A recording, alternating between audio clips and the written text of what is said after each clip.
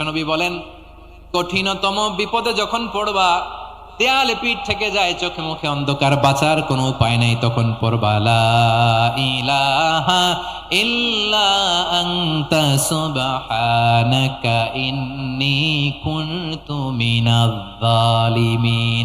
আল্লাহ, তুমি ছাড়া কোনো ইলাহ নাই, তুমি পবিত্র, নিশ্চয় আমি জালিমদের অন্তর্ভুক্ত। সুবহানাল্লাহ বলেন। এই দোয়া সাইয়েদনা ইউনূস আলাইহিস সালাম পড়েছিলেন যখন মাছের পেটে ছিলেন। কিসের পেটে? এবং অনেক মুফাসসিরিন ইকরাম বলেছেন, অনেক আহলুল ইলমরা বলেছেন, এটা হচ্ছে ইসমে আজম। ইসমে আজম এমন দোয়া যেটা দিয়ে দোয়া করলে আল্লাহ দোয়া কবুল করে, কিন্তু এটা কোনটা, এটা নিয়ে ইখতিলাফ আছে। কোন কোন আহলুল ইলম বলেন এই লা ইলাহা ইল্লা আনতা সুবহানাকা ইন্নী কুনতু মিনাজ জালিমিন, এটা হচ্ছে ইসমে আজম। সাইয়েদনা ইউনূস আলাইহিস সালাম পড়েছেন। আপনারা পড়েননি? তুফান হইলে পড়েন না? আমাদের এলাকায় তো এটা খুব, এটার উপর ব্যাপক আমল আছে।